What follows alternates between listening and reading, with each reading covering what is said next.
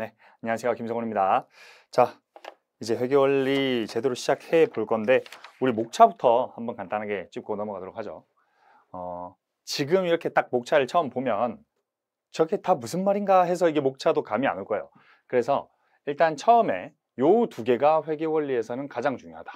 사실은 제일 중요한 건 회계가 뭔지 그리고 회계 순환 과정이 뭔지가 제일 중요하고 재고자산, 유형자산, 사채 얘는 사실 중급회계에서 또 배우긴 해요. 하지만 중급회계에서 바로 배우면 개념 자체가 없으면 조금 어려울 수 있다. 그렇기 때문에 여기서 간단한 재고자산은 어떻게, 유형자산은 어떻게, 그리고 뭐 사채라고 하는 건, 여기서 사채라고 하는 건 여러분들이 그 TV나 드라마에 있는 그 사채업자의 사채가 아니라 회사채를 말하는 거다. 약간 달라요. 개인 사채, 그 사채업자의 사채는 사사로울 사자를 쓰고 여기에 있는 사는 그 모일사, 회사의 그 사자를 써요. 좀 다른 사채다라는 거. 여하튼 요 정도를 회계원리에서는 알고 가면 된다. 회계원리 책들이 되게 많이 달라요.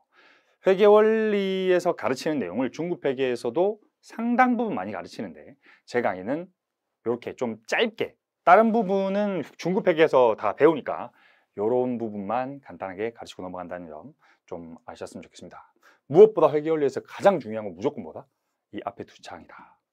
회계 순환 과정, 어떻게 재무제표가 만들어지는지 이 과정이 가장 중요하다라는 거 알아두셨으면 좋겠습니다. 자, 그러면 넘어가서 천천히 살펴보죠.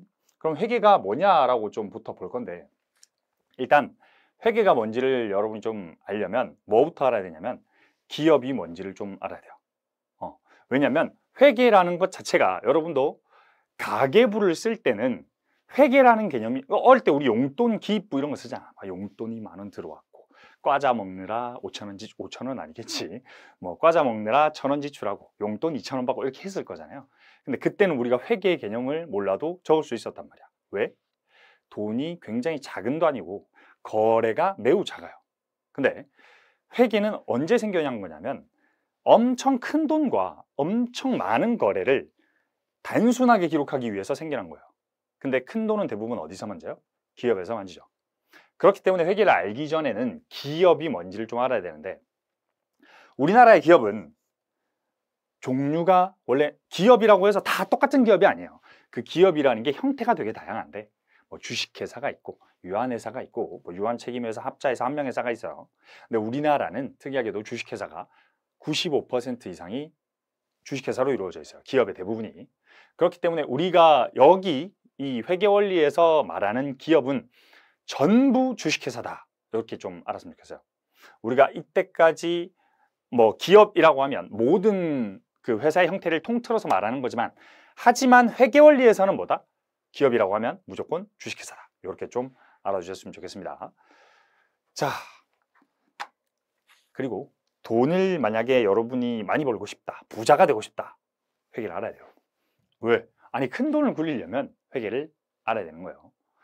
당연히 큰 돈을 관리하는 사람들은 회계를 좀 알아야 되는 거다 라는 점 알아두셨으면 좋겠고, 그러면 우리가 회사가 뭔지를 알아보려면 이 도인도 회사라는 주식회사의 기원을 좀 알아볼 건데, 요걸 좀 알아볼 거예요.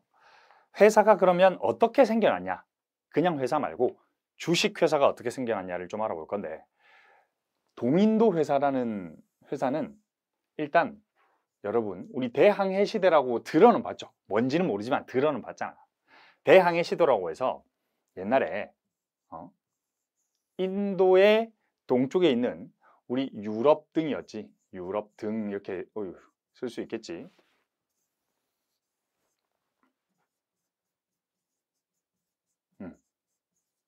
여기서 인도로 배를 띄워서 뭘 했냐면, 뭐가 가장 큰 사업이었냐면, 여기에서 향신료가 엄청 유명하죠. 인도 향신료를 실어서 이리로 돌아오는 게 엄청 크고 수익이 진짜 좋은 사업이었어요. 옛날에. 이때가 이제 우리가 말하는 대항해 시대라고 하는 거예요. 왜냐면 배를 띄워가지고 다른 나라에 가서 교역을 하던 시절이 없었던 거야, 그전에는. 근데 이때 처음으로 생긴 거야. 근데 저기까지 가서 향신료를 싣고 여기 이제 귀족들한테 파니까 이 향신료가 너무 맛있다 해서 비싸게 팔 수가 있는 거죠. 왜? 저기밖에 없으니까. 그랬을 때 이 수익률이 정말 어마어마했단 말이에요. 만약에 한번 갔다가 돌아오면 수익률이 400%, 10,000원 넣으면 40,000원이야. 아니 투자 안 할 사람이 어디 있어? 그럼 투자자들이 너는 할 거 없이 다 몰려드는 거지. 그죠? 근데 여기에 단점이 있었어. 옛날 선박은 보시면 아시겠지만 나무로 만들었겠죠. 지금처럼 약간 안전한 그런 선박이 아니라 굉장히 위험한 선박이었다. 항해 자체가 위험했기 때문에 갔다가 돌아올 확률이 절반밖에 안 됐었어요. 갔다가 못 돌아오는 경우, 이 좀 슬프지만 못 돌아오는 경우가 절반이었다. 근데 이제 못 돌아오시는 분들에게는 굉장히 슬프지만 이 투자자들한테는 한마디로 돈만 본다면 마이너스 100%죠. 왜?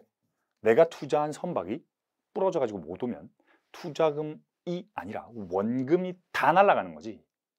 그러니까 400%거나 마이너스 100%거나 이런 사업이 대항해 시대에 엄청나게 유행했었다. 근데 이러한 와중에 뭐가 있었냐면 어떤 사람이 아이디어를 내죠. 두 가지의 불편함이 있었죠. 금방 말했던 돈을 모아야 돼. 자, 옛날의 사업 형태는요. 그러니까 지금도 비슷하지만 사업이라는 건 여러분 생각을 해보세요. 돈을 모아. 이렇게 원금 여러분이 뭐 예를 들어서 100만 원을 10만 원을 투자했다고 하자.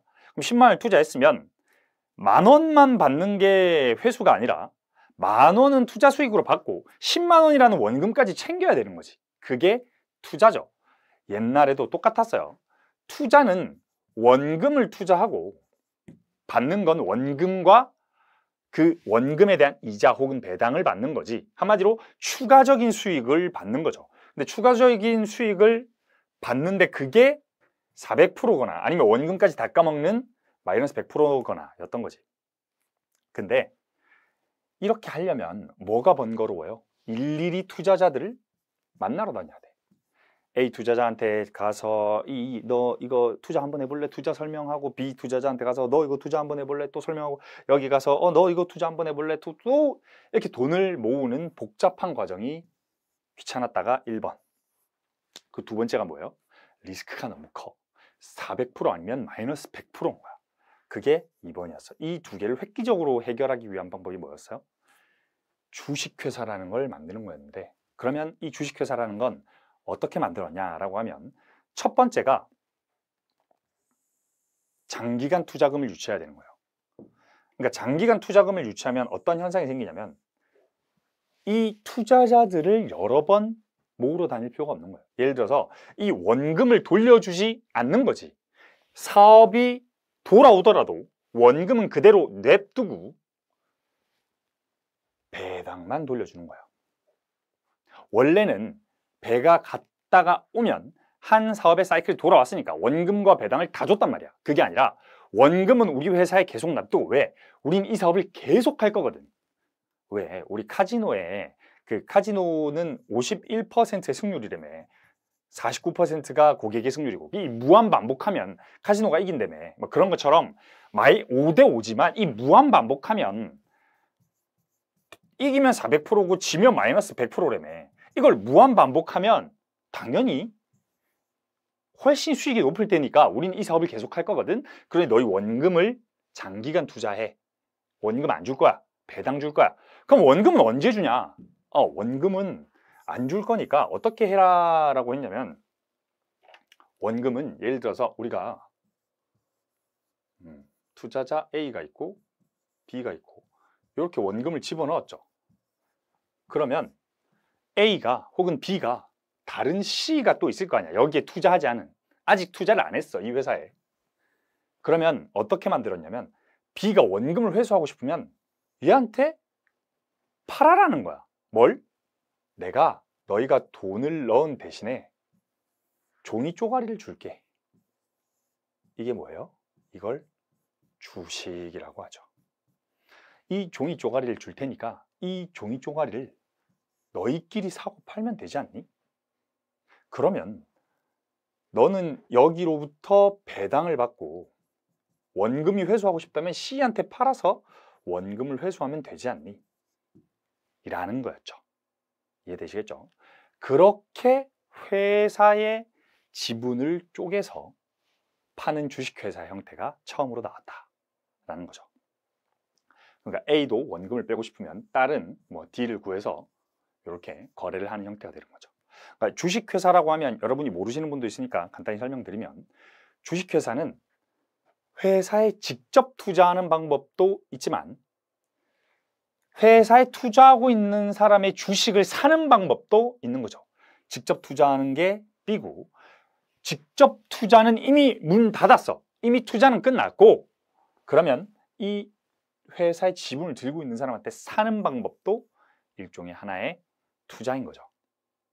지금 여러분들이 막 주식이 붐이 일어가지고 뭐 주식 산다 이러는 게, 여러분이 그 주식을 산다고 해도 회사에 돈이 들어가는 게 아니죠. 그 돈 누구한테 가는 거예요? 여러분한테 주식을 판 사람이랑 거래한 거지, 회사의 돈은 아무 돈이 안 돼. 그러니까 이 거래로 인해서 회사의 돈은 들어가지도 않고 빠지지도 않는다. 이해되겠죠? 이런 게 최초의 주식회사의 형태였더라 라고 보시면 돼요. 근데 조금 재밌는 얘기를 하면, 이때 수익률이 얼마였냐? 연평균 배당 기록이 45%래. 원금 빼고 연평균 배당이 45%면 주식의 그 시세 상승분까지 반영하면 어마어마했겠다. 돌아가고 싶다. 그 시절로. 자, 이렇게 보면 되겠죠. 자, 그렇게 사업들이 이제 대항해 시대가 지나고 세계 경제가 엄청나게 활성화되죠. 이렇게 세계 경제가 활성화되니까 문제가 하나 생겼어요. 큰 돈들이 막 도는 거야. 근데 이때까지 가계부 썼단 말이야. 이때까지 복식북이라는 개념이 없었어. 회계라는 개념이. 근데 여러분이 가계부를 쓰면 이런 식으로 쓴단 말이에요. 용돈을 10,000원 받았다. 그리고 깎아를 8,000원치 사 먹었다. 그러니까 나는 2,000원이 남았다. 이런 식으로 우리가 어릴 때 가계부를 썼어. 근데 이렇게 수십억, 수천억을 굴린다고 생각해봐요. 거의 오류가 엄청 많고 그 안에서 횡령이나 부정 같은 행위도 엄청 많이 일어났던 거죠.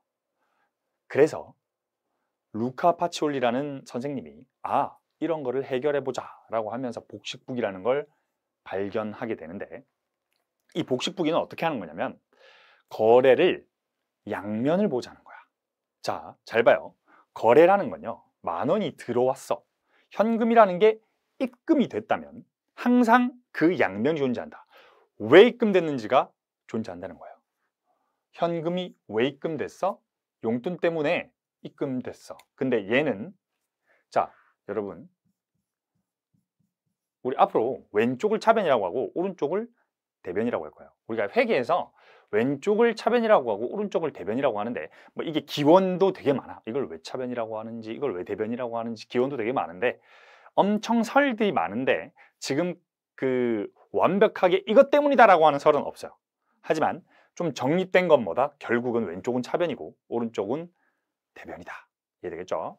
다시 한번, 왼쪽은 차변, 오른쪽은 대변이다. 회계할 때는 항상 여러분이 밥 먹을 때 뭘 하면 돼? 이제 오른손잡이들은 난 대변으로 밥 먹고 있어. 이렇게 하면 돼요. 자, 좀 그렇다, 그치? 말이. 자, 보면 우리가 현금이 만약에 들어오게 되면 이렇게 왼쪽에 기록하게 돼요. 자, 예를 들어서 현금이 10,000원이 들어왔어. 그러면 왜 들어왔는지겠지. 자, 현금이 들어오는 경우는 우리가 두 가지가 있어요. 뭐냐면 돈을 빌린 경우와 돈을 번 경우예요. 크게 뭐라고요? 돈을 빌린 경우. 그걸 우리는 회계에서 부채라고 합니다. 자, 그럼 돈을 번 경우는 뭐다? 수익이라고 해요. 돈을 벌거나 빌리거나, 훔치면 안 되겠지. 벌거나 혹은 빌리거나만 있는 거야. 이해되시겠죠? 그러면 빌리면 대변에 부채 10,000원이라고 적고요. 돈을 벌었다면 수익으로 적는 거예요. 그리고 똑같이 만약에 돈이 나갔다라고 하면 오른쪽에 적으면서, 돈은 왜 나가겠어요? 돈을 썼거나 아니면 돈 될 만한 무언가를 샀거나겠지. 돈 될 만한 무언가를 살 때 우리는 자산이라고 하고요. 돈을 쓴 거를 비용이라고 해요.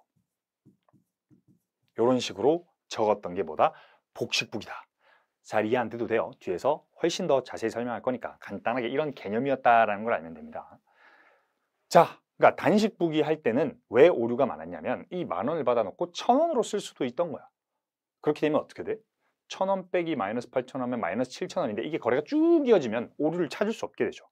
근데 복식부기를 하게 되면 양쪽에 똑같은 금액을 적게 되는데 이 금액을 적게 되면 자기 검증이 되죠. 그러니까 왼쪽의 금액과 오른쪽의 금액을 전부 합하면 무조건 동일해야 되는 거야. 왜? 거래의 양면은 항상 동일해야 되니까. 그게 뭐다? 복식부기다. 양쪽에 기입하는 거였다. 이렇게 하면서 오류가 상당히 많이 줄어들고 부정이나 부패가 엄청 많이 줄어들어서 이런 걸 가지고 이제 엄청 위대한 발명이라고 괴테도 이야기하고 누군지 몰라도 돼. 이런 사람이 그냥 위대한 사람이 이야기했대.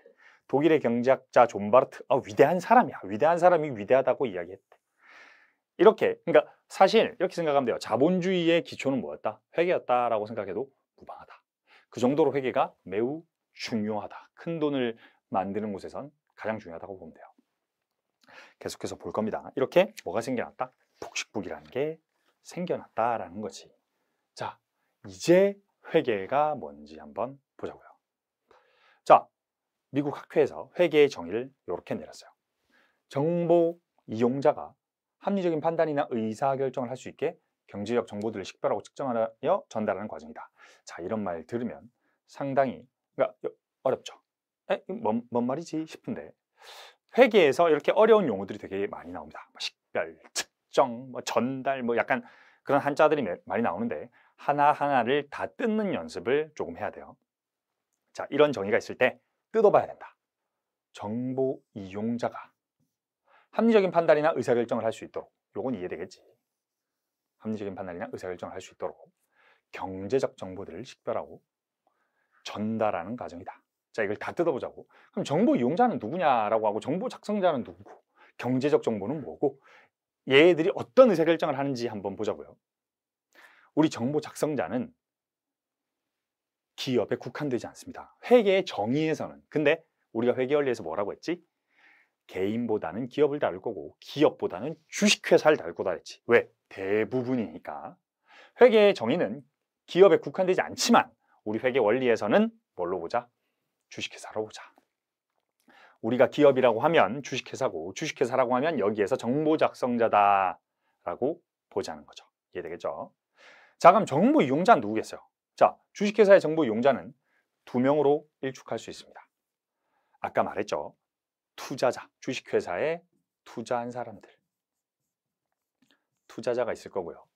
자, 주식을 받고 돈을 넣은 사람도 있겠지만 원금을 넣은 사람도 있겠지만 우리는 돈을 빌려준 사람들도 있어요. 그걸 우리는 채권자라고 해요. 이 말이 되게 어렵다라고 느끼지 말고 빚채자에 우리 권리할 때 권세권이라고 하는데 권리가 있다는 거야. 빚을 받을 권리가 있는 사람들을 우리는 채권자라고 합니다. 이걸 반대말로 뭐라고 해요? 채무자라고 하지. 얘가 뭐야? 돈을 빌린 사람. 얘가 뭐야? 돈을 받을 권리가 있는 사람.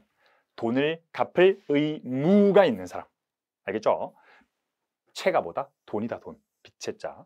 돈을 받을 권리가 있는 놈. 놈자잖아.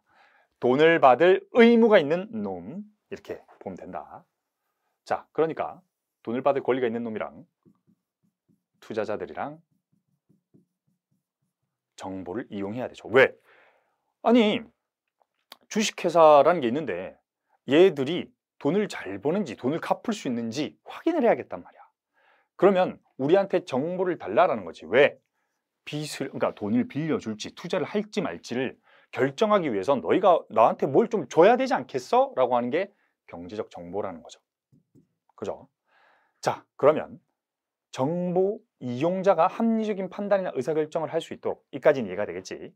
투자자나 채권자가 투자를 할지 돈을 빌려줄지 이런 게 뭐다? 합리적인 판단이나 의사결정이다. 그걸 할 수 있도록 이 경제적 정보들을 식별하고 측정하여 전달하는 과정이다라고 했지. 경제적 정보라는 건 뭐냐면요. 우리가 뒤에서 또 배울 거지만 자, 우린 얘를 재무회계에서 영어로 쓰면 안 되지. 지금 벌써 영어로 쓰면 안 돼. 재무제표라고 해요. 재무제표라는 게 뭐냐면 기업에서는 우리가 돈이 요만큼 있다 라고 이야기를 좀 합니다. 그런 정보들을 모아놓은 게 재무제표예요. 돈을 이만큼 벌고 있고요.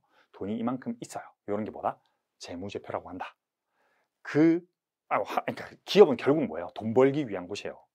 그러면 투자자들이든 채권자들이든 뭘 원하겠어? 어떤 정보를 원하겠어? 너희 얼마 있니? 너희 얼마 버니? 너희 벌어서 갚을 수 있니? 이런 걸 물어본단 말이야. 그게 뭐다? 경제적 정보다. 돈에 대한 정보다. 그걸 우리는 재무제표라고 합니다.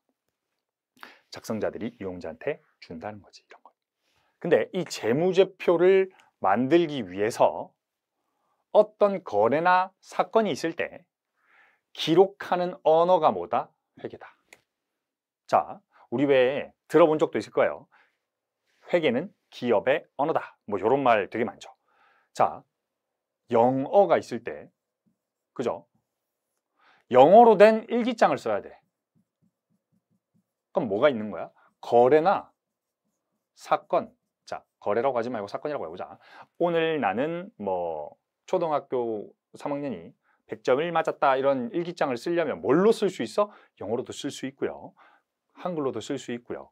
이해되겠죠? 그런 것처럼 기업은 모든 거래나 사건이 돈으로 표현 가능하단 말이야. 그러니까 얘는 회계라는 언어로 재무제표를 작성하는 거예요. 그렇게 돈이다 보니까, 숫자다 보니까 식별하고 측정해서 누구한테? 정보 이용자한테 전달하는 그 과정, 프로세스가 뭐다? 회계다라는 거지. 복잡하게 이야기했지만 결국은 뭐다? 언어다. 뭘 만드는 언어? 경제적 정보를 만드는 언어다라고 이해하면 돼요. 자, 그러면 우리 정보 작성자 이렇게 하나하나 살펴봅시다. 작성자가 뭐고, 정보가 뭐고, 이용자가 뭔지. 주식회사를 조금 더 딥하게 알아볼 건데, 자, 우리 주식회사는 아까 말했듯 주권을 발행한다고 하는데, 이 주권이 주식이랑 똑같은 거예요. 거의 똑같다고 봐도 무관해. 주식에 대한 권리를 주권이라고 합니다. 주권을 발행해서 자금을 조달하죠. 돈 주세요 해가지고 원금 가지고 오는 거지. 걔들로 우리가 돈을 버는 거죠. 그렇게 번 돈을 아까 주식회사 기본이 뭐랬어? 배당만 준다 했지. 원금 주는 게 아니에요. 주식회사는 청산하기 전까지 원금을 주지 않아요. 이해되겠죠? 원금은 어떻게 회수한다고? 뒤에 가서 너희들끼리 사고 팔아가지고 이렇게 해라고. 원금은 주지 않는다고. 청산하기 전까지. 이해되겠죠? 그렇게 주식회사는 주주이익 극대화가 그 목적이다라는 거지. 자, 그리고 여러분이 회사에 대해서 좀 알기 위해서는 소유와 경영의 분리, 이런 언어가 좀 필요한데 뒤에서 바로 볼 거예요. 자, 주식회사는, 회사라는 건 물리적 실체가 없죠. 예를 들어서 삼성전자가 일을 할 수 있나요? 삼성전자에 속해 있는 경영진들이 일을 하는 거지. 삼성전자 회사가 막 걸어 다니지 않지, 이렇게. 그죠? 그러니까 회사는 실체가 없어요. 그러니까 회사를 운영하는 사람이 있는 거지. 이걸 우리는 자연인이라고 해. 그죠? 근데 회사를 뭐라 그래? 우리는 법인이라고 하지. 왜 그래요? 법 안에서만 살아있는 사람인 거야. 왜 그러냐면 회사는 계약도 할 수 있고요. 책임도 질 수 있고요. 권리도 가질 수 있고요. 법적으로는 뭐든 할 수 있어. 하지만 뭘 할 수 없어? 실체가 없기 때문에 영업활동을 직접 할 수 없어요. 그렇기 때문에 아까 우리 동인도에서 살펴봤듯이 어떤 회사를 세울 때 투자자들이 이렇게 투자를 한다면 이 배가 혼자 움직이는 게 아니라, 이 사업이나 이 회사가 혼자 움직이는 게 아니라 누가, 경영진이 이 배를 끌고, 혹은 선장이 이 배를 끌고 다 갔다 오는 거지. 이해되겠죠? 얘가 뭐예요? 경영진. 얘가 뭐예요? 투자자 혹은 소유주라고 불러요. 그럼 뭐가 분리되어 있는 거야? 경영이랑 소유는 분리되어 있는 거지. 이게 뭐다? 주식회사다. 같을 수도 있다. 내가 돈을 대고 내가 사업을 할 수도 있겠지. 하지만 대부분의 주식회사는 그렇지 않다라는 점. 자, 소유와 경영의 분리에 대해서 한번 볼 건데, 우리가 소유주들은 뭘 하는 거예요? 돈을 대는 거예요, 회사에. 그리고 뭘 받는다고? 배당이라는 반대급부를 받는 거예요. 반대급부라는 건 뭔가 거래의 그 양면을 말하는 건데, 내가 무언가를 주면 무언가를 받아야 되는 거지. 그지? 내가 무언가를 주면 무언가를 받는 게 이 반대급부라고 하는데, 우리가 돈을 이렇게 넣었다가 받는 게 배당이라고 하는 거지. 그럼 우리가 경영진들은 일을 하고 뭘 받아가? 급여를 받아가는 거지. 회사가 직접 일할 수 없으니 결국 이 사람들이 일을 하고 돈을 받아가는 거죠. 그러니까 이 사람들은 노동을 제공하고 급여를 받아가는 거고요. 이 사람들은 뭐 하는 거예요? 자본을 제공하고 돈을 받아가는 거죠. 그러니까 무언가를 제공하고 받는 급부가 다르다. 이해되겠죠? 자, 우리 주식회사에서 이 소유주들이라는 사람들은 뭘 하는 사람들이에요? 회사를 설립할 때 돈을 넣은 사람들이죠. 그죠? 한마디로 회사의 주인이야. 회사의 주인이란 말이야. 하지만 직접 운영하기는 싫어. 그러니까 뭘 하는 거야? 사람들을 고용한 거죠. 자, 이렇게 주주들이 모인 걸 우리는 주주총회라고 합니다. 주주가 다 모였다는 거지. 이 주주총회에서 뭘 해요? 경영진을 뽑아야 돼. 경영진을. 그럼 경영진은 한 명이 아니겠지. 이 큰 회사라면 경영진은 계속 늘어나겠지. 그럼 경영진이 모여있는, 이 이사들이 모여있는 걸 뭐라 그래? 이사회라고 해요. 그러면 주주들은 모여서 뭘 하는 거예요? 이 경영진을 뽑아야 되는 거야. 당연히 그 돈을 내고 내가 뭔가 치킨집 하나를 하려고 해도 여러분 직접 할 수도 있겠지. 예를 들어서 성운치킨을 차렸어. 치킨 내가 너무 좋아해가지고 치킨집을 차렸어. 돈을 내가 막 넣어가지고 치킨집을 차렸어. 내가 치킨을 튀길 수도 있지만, 그죠? 나는 치킨집 2호점 내로 또 가고 여기에 직원을 고용할 수도 있는 거죠. 점장 이렇게. 그럼 뭐 한 거예요? 내가 선임하는 거죠. 일하라고. 그리고 뭐 주는 거야? 급여 주는 거죠. 그러니까 우리나라에서 대부분 이제 우리 사장님들이 대주주고 뭐 이러니까 이 소유와 경영이 분리가 안 돼 있다고 되게 많이 생각들을 해요. 근데 철저히 회계 공부할 땐 소유와 경영의 분리를 생각해야 됩니다. 대표이사라고 하는 사람들을 우리나라에서는 대표이사 이꼴 회사 주인이라고 생각을 해. 이게 절대 아니다. 절대 아니에요. 삼성전자의 대표이사 누굽니까? 하면 이재용 이렇게. 아니야. 삼성전자의 대표이사 이재용 아니에요. 대표이사는 뭐예요? 일하는 사람 중에 제일 위에 있는 사람. 삼성전자의 소유주가 이재용 회장님이고요. 회장이잖아. 그래서 자, 대표이사는 일하는 사람 중에 제일 높은 사람인 거예요. 이해되겠죠? 뭐 예를 들어서 애플 같은 경우 우리 뭐 짐 퀵 들어봤죠? CEO라고 하지. 그죠? 이 회사 주인이에요? 아니야. 월급쟁이. 그 회사 주인 누구예요? 버크셔에서의 그 워렌 버핏 성님. 그분들이 이렇게 투자한단 말이야.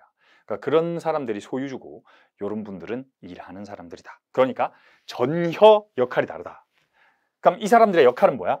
돈을 버는 거야. 열심히 회사에 돈을 벌어가지고 배당, 그러니까 소유주를 얘들한테 돈을 뿌려주는 게 이 경영진의 역할인 거예요. 그러니까 주주의 이익 극대화가 역할이다. 그러고 뭘 받는 거야? 급여를 받는 거야. 얘들이 많이 받을까? 얘들이 많이 받을까? 했을 때 당연히 얘들이라고 생각하겠지만 그렇지 않을 수 있어요. 회사가 운영이 잘 안 돼. 그럼 배당을 못 받겠지. 하지만 여기 있는 사람들은 회사가 운영이 잘 되건 안 되건 급여라는 돈을 받죠. 물론 회사가 잘 돼야 급여도 많이 받겠지만 다르다는 거예요. 이해되겠죠? 자, 그러면 주주들은 어떤 권리와 의무가 있냐라고 했을 때 우리 여기 이 경영진이나 이사회는 회사에 대한 권리도 없고 의무도 없어요. 왜? 일만 하는 거지. 일만. 그러니까 고용관계일 뿐이지 회사한테 고용된 거죠. 이해되겠죠? 그러니까 전혀 권리나 의무가 없다. 하지만 이 소유주들은 무언가를 회사를 가지고 있으니까 권리도 있고 의무도 있겠다. 이 위에 뭐 요거 하나 간단히 설명하면 수탁, 뭐 위탁이라고 하는데 여러분 이제 수탁이라는 건 받을 수자에 부탁할 때 그 탁자야. 그러니까 수탁의 반대 개념이 뭐야? 위탁. 그러니까 수탁이 뭐야? 내가 부탁받은 거. 위탁이 뭐야? 부탁한 거. 한마디로 맡긴 거, 맡김 받은 거. 이렇게 생각하면 됩니다. 수탁, 내가 맡아서, 회사를 맡아서 경영한다. 수탁 책임 경영이다 라고 하는 거지. 그럼 출자는 뭐예요? 출자는 우리가 자본금이라는 말 많이 들어봤죠. 그러니까 처음에 시드머니라고 하지 그 돈을 넣는 거를 출자라고 해요. 이해되겠죠? 그 원금을 넣는 행위가 출자다라고 보면 된다. 자, 그럼 이제 주주의 권리와 의무를 한번 알아볼 건데 그 전에 여러분이 요거를 좀 알아야 돼요. 자, 아들이 있고 아빠가 있어. 아빠가 아들한테 장난감을 사줬어. 자, 장난감을 예를 들어서 뭐 10,000원짜리 장난감을 사준 거야. 아들한테. 레고를 이렇게 사줬다고 쳐요. 그럼 아들이 이걸 가지고 놀아. 근데 이건 아들 거야, 아빠 거야? 이 돈을 이렇게 줬다고 하자. 죄송해요. 자, 다시. 아빠가 아들한테 10,000원을 준 거야. 야, 레고 사라. 그래. 그래서 아들이 레고를 사서 가지고 노는 거야. 그러니까 아빠가 아들이 나갔을 때 몰래 레고 갖고 놀다가 부셨어. 그럼 어떻게 돼? 난리 나는 거지 그때. 아들 울고 불고 내 레고 하면서 난리 나는 거지. 그래 본 적 없나? 나만 있나? 여하튼 자, 아무리 아빠가 아들한테 돈을 줘서 레고를 사라고 했다 한들 이 레고에 대한 권리는 누구 거야? 아들 거지. 아빠 거 아니지. 물론 아들도 내 건 아니지. 그 다른 사람이긴 한데 그 개념적으로 이해되겠죠? 사이코패스 아니에요. 여하튼 아빠는 아들한테 돈을 줬지만 이 아빠 돈으로 산 레고는 누구 거다? 아들 거다. 그런 것처럼 여러분 회사라는 건요. 자, 회사가 있고 위에 뭐가 있는 거예요? 주주들이 있는 거죠. 주주가 돈을 넣었어. 이렇게 넣었다고 쳐요. 회사가 이 돈으로 재고자산, 뭐 여하튼 상품을 사든 뭘 샀다고 치자고. 뭐 토지를 샀다고 쳐. 토지를 산 거예요. 그리고 빚을 냈어. 은행으로부터 돈을 또 빌렸어. 그렇게 해가지고 토지 20,000원짜리를 사면서 빚도 10,000원 낸 거야. 누가? 회사가. 자, 그러면 이 토지는 누구 거예요? 라고 했을 때 이 주주가 이 토지를 이용할 수 있나? 없어요. 또 이 빚을 주주가 갚아야 할 의무가 있는가? 없습니다. 즉 회사가 가지고 있는 건 회사 건 거예요. 회사의 권리와 회사의 의무인 거지. 주주들은 뭘 가지는 거야? 자녀 재산에 대해 청구권을 가질 뿐이에요. 그러니까 회사가 청산하고 나면 이걸 다 정리했어. 이걸 싹 다 정리하고 나면 그때 남은 돈에 대해서 권리를 가지는 거지 절대 자산에 대한 권리 혹은 부채에 대한 의무를 직접 받는 게 아니다. 회사 돈이 내 돈이 절대 되면 안 돼요. 그러니까 이런 게 지금 우리나라에서 막 횡령이다, 배임이다 이게 다 어떻게 일어나는 거야? 얘가 이걸 지 맘대로 사용했을 때 횡령이 일어나는 거야. 그러니까 왜 우리나라에 좀 안 좋은 그런 거긴 한데, 그러니까 대기업 회장님들이 약간 법인 카드로 막 이렇게 하고 저렇게 하고 이런 거 있죠. 법인 카드로 개인 거 다 쓰고 이런 거를 하면 안 되는 거야. 왜? 회사 돈은 회사 돈인 거야. 내 돈이 아닌 거야. 내가 1인 주주라면 그러니까 거의 상관이 없겠지. 근데 대부분 1인 주주인 회사가 없죠. 그렇기 때문에 다른 주주들의 돈도 포함되어 있는 거기 때문에 절대 회사 돈은 주주들이 건드릴 수 없는 거예요. 직접적으로. 그럼 뭘 어떻게 건드릴 수 있는 거야? 회사가 배당을 하면 그 적법한 절차로 돈을 회수할 수 있는 거예요. 배당을 했을 때. 그렇기 때문에 자녀 재산에 대한 권리가 있는 것이지 절대 자산에 대한 권리나 부채에 대한 의무는 없다라는 거 꼭 기억해야 됩니다. 그러니까 아들 장난감이 아빠 장난감은 아니다. 이렇게 좀 생각하면 되겠어요. 자, 그리고 아까 빚에 대한 것도 이야기를 했지만 이게 이제 주식회사의 특징인데 주식회사는 기본적으로 유한 책임이라고 이야기를 많이 해요. 자, 뭐라고? 주주의 유한 책임이 있다. 그게 무슨 말이냐면 주식회사가 파산을 했어. 아까 빚이 한 3만 원이고 토지가 10,000원이라서 팔고 나면 빚밖에 안 남는 거야. 그러면 주주들이 책임을 지냐? 그렇지 않다. 누가 책임진다? 회사가 책임을 지는 거예요. 대표가 책임진다? 아니에요. 주주가 책임진다? 아니에요. 회사는 직접 책임을 질 수 있는 주체야, 법적으로. 그러나 회사가 망해가지고 싹 정리한다라고 하면 주주는 어디까지만 책임을 부담하는 거야?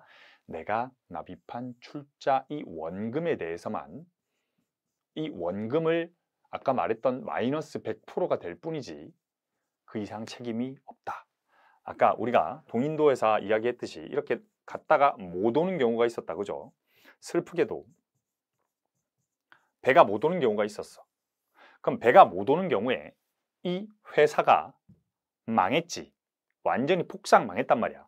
그렇다고 해도 이 투자자는 내가 넣은 10,000원에 대한 책임만 지는 거지, 이게 망했다고 해서 뭐 파산했다고 해서 무언가 돈을 더 내야 되는 의무가 없다라는 거예요. 그걸 뭐라고 한다? 그걸 유한책임이다라고 하는 거예요. 알겠죠? 한도가 정해져 있다. 있을 한도 할 때 유한책임에 있다라고 말하면 된다라는 거죠.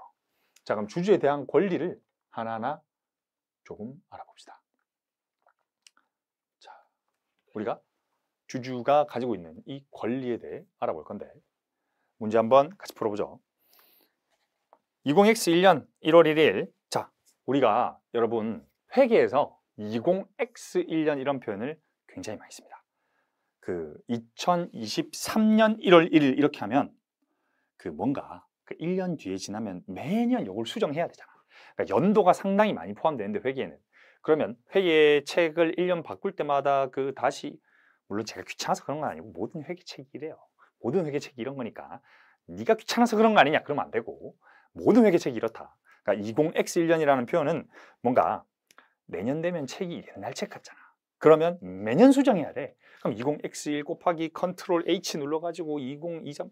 근데 그러다 보면 또 작년 거는 어떡하지? 이렇게 된다. 그렇기 때문에 이런 표현 쓴다. 그냥 회계적 관행이다, 우리나라에. 그렇게 좀 알아주면 좋겠습니다. 20X1년 1월 1일 주주 10명이 10만 원씩 출자해서 주식회사 대안을 설립했다. 투자자가 10명이었다는 거지. 그럼 100만 원이 모였겠다. 설립된 주식회사 대안은 주차장 사업을 한다. 주차장 사업을 하는 주식회사 대안은 토지를 100만 원에 매입해서 주차장을 운영하고 10만 원의 당기순이익이 발생했다. 당기순이익, 이번 기, 즉 X1년 이번 기에 순이익이 얼마 발생했다? 10만 원이 발생했다. 모든 거래는 현금으로 이루어졌다라고 할 때 이 순이익을 얘들은 전부 배당한대. 전부. 자, 여러분 회사가 돈을 벌면 두 가지 행동을 할 수 있어요. 뭘 할 수 있냐면 첫 번째가 유보라고 하는 행동이고 두 번째가 배당이라고 하는 행동입니다. 유보라는 개념은 뭐다? 돈을 가지고 가만히 있는 거야. 왜? 잘 봐요. 여러분이 100만 원 가지고 10만 원 벌어서 바로 배당했어. 그럼 또 100만 원으로 사업을 시작해야 되지. 근데 이 10만 원을 배당하지 않고 그대로 회사에 딱 냅두면 점점점 불어나겠죠, 회사의 돈이. 그러면 뭘 할 수 있어? 더 큰 사업을 할 수 있겠지. 그게 뭐다? 유보하는 거다. 이해되겠죠? 그러니까 주주한테 돈을 착착 뿌려주는 행동이 뭐다? 배당이다.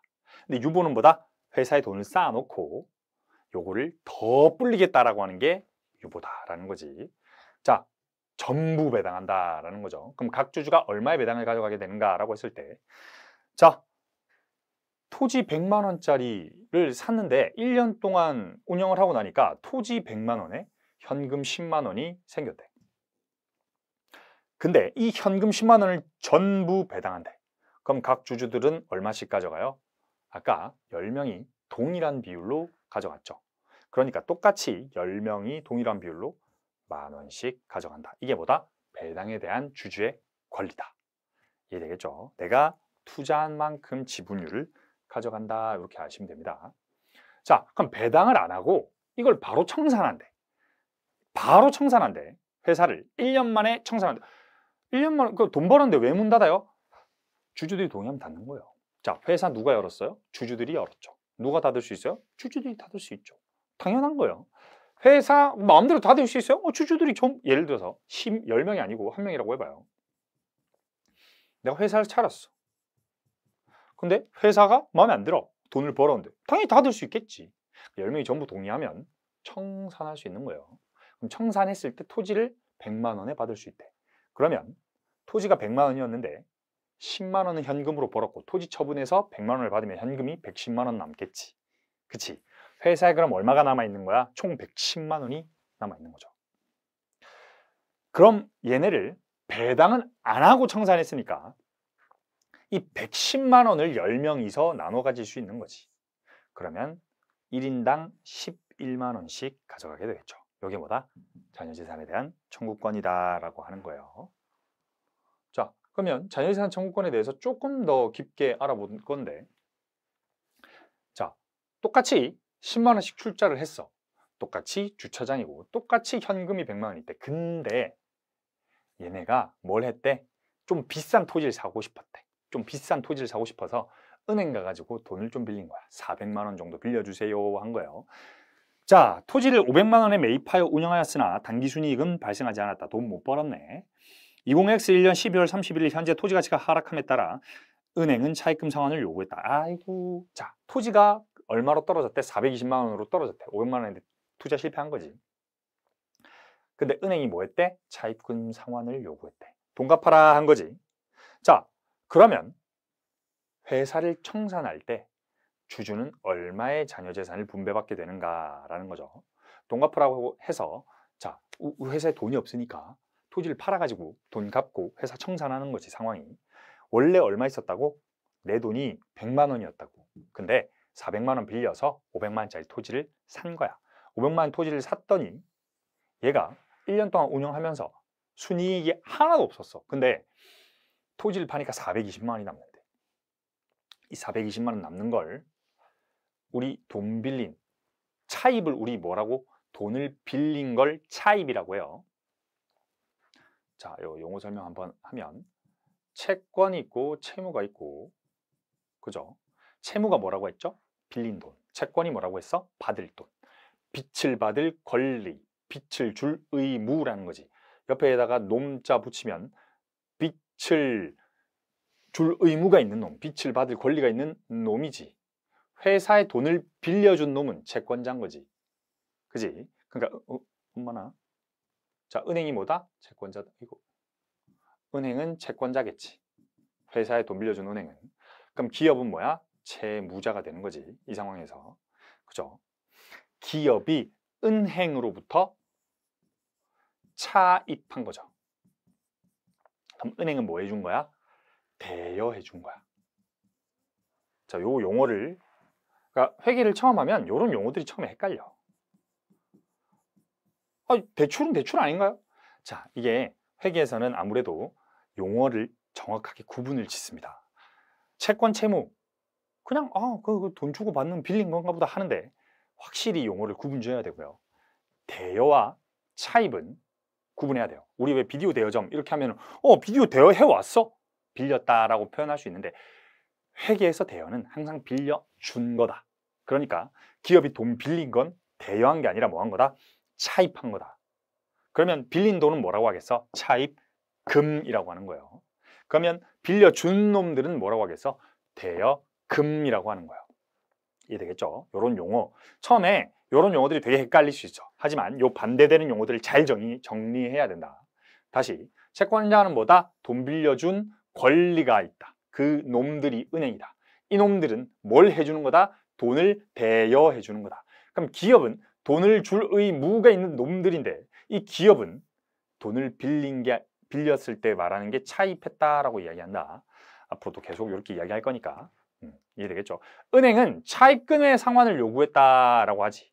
그럼 이때 차입금은 누구 입장이라고? 기업의 입장이라고. 이해되겠죠? 그렇기 때문에 토지를 팔았던 거야. 토지를 파니까 현금 420만 원이 나왔네.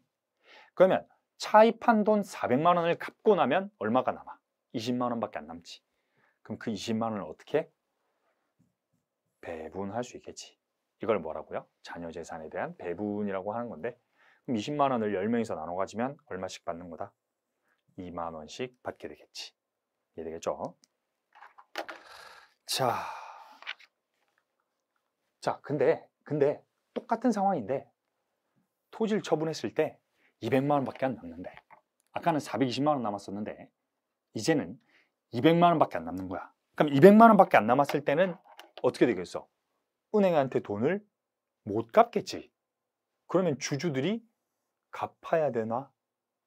이게 뭐다? 이게 아니라는 거예요. 주주한테는 그 어떤 의무도 없다. 왜? 이미 이 돈을 날리는 것 빼고는 의무가 없다는 거야. 이게 뭐다? 간접유한 책임이다. 안 읽어도 되겠죠? 똑같은 거예요. 똑같은데 토지 처분했을 때 200만 원만 받는 거야. 그럼 이 상황에선 뭐야? 은행만 조금 손해보는 거겠지. 은행이 200만 원이라는 걸 손해보는 거겠지. 자, 은행이 뭐였어? 아까 정보 이용자라고 했고 기업은 정보 작성자지. 그러니까 이런 상황 때문에 은행은 뭘 해야 돼?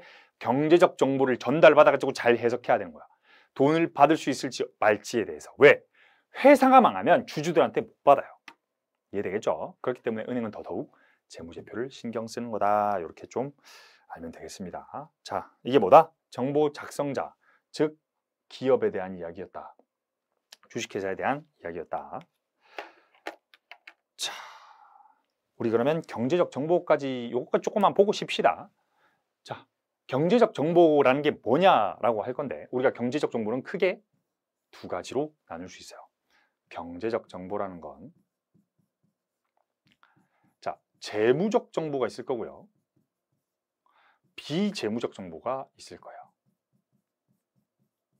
경제적인 건 전부 돈 아닙니까? 비재무적 정보는 어떤 게 있을 수 있냐면 회사를 굴리는 CEO의 역량, 회사의 종업원의 수, 회사의 위치, 회사 상품의 성장 가능성, 회사의 산업 전망 이런 것들이 비재무적 정보다. 재무적 정보는 뭐예요? 재무적 정보를 크게 두 가지로 나눌 수 있죠.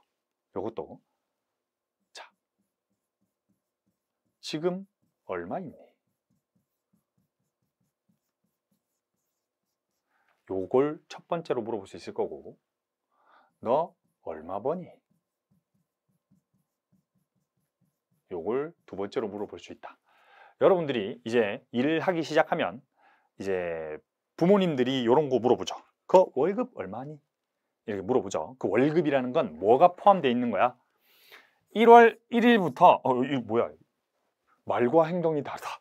이 놀라운 이제 연계국어를 하기 시작했다. 자, 1월 1일부터 1월 31일까지 31일간 얼마 버니가 뭐예요? 월급은 얼마니지? 그러면 너 얼마 있니는 뭐예요? 1월 1일부터 1월 30일까지 얼마 있니라는 질문은 성립하지 않죠. 그죠? 1월 30일에 현재 지금 딱 잘라서 너 지금까지 은행 통장에 딱 얼마 있어? 요걸 물어보는 거지. 무슨 차이가 있어요? 기간의 차이와 시점의 차이가 있는 거예요. 위에 게 뭐야? 지금 얼마 있니가 뭐야? 시점이지. 지금 딱 통장 까봐. 얼마 있어? 밑에 게 뭐야? 너 1년에 얼마 벌어? 한 달에 얼마 벌어? 요런 걸 이야기하죠.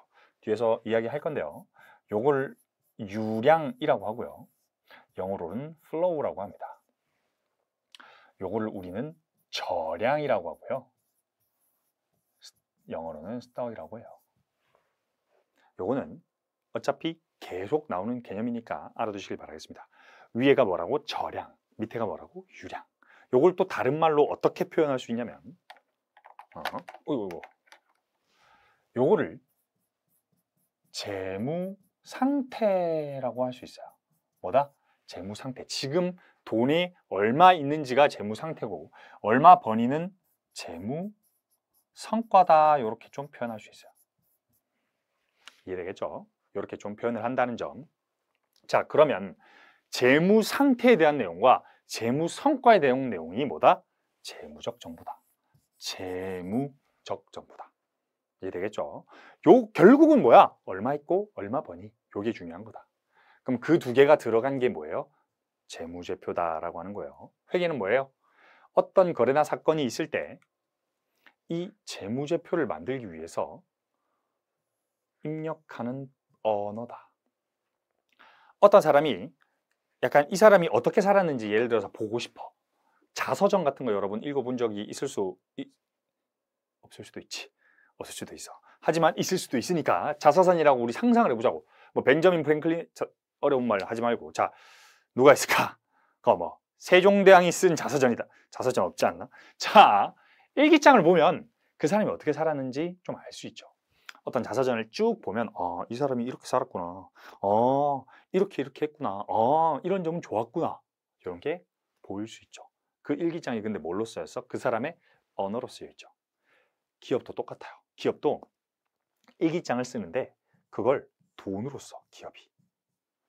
일기장을 씁니다. 근데 그 일기장을 쓰는 방법이 뭐야? 회계야. 그렇기 때문에 이 기업의 일기장을 쭉 보면 얘들이 이만큼 벌고 얘들이 이만큼 있고 얘들이 참 잘한다. 이런 게 표현이 가능하단 말이죠. 그렇기 때문에 얘를 보려면 뭘 알아야 되는 거야? 회계를 알아야 되는 거야. 기업이 뭘로 썼다? 회계로 썼다. 그렇기 때문에 회계를 알아야 기업의 일기장을 볼 수 있고 기업의 일기장을 볼 수 있어야 기업이 어떤 상태인지 알 수 있겠죠. 이해되겠죠? 회계를 알아야 되는 이유 중에 하나다. 그게 뭐다? 우리는 재무제표라고 합니다. 자, 10분 정도가 됐구나. 우리 조금 쉬었다가 뒤에 거 계속 이어나가 보도록 하죠. 네, 조금 쉬었다가 하겠습니다.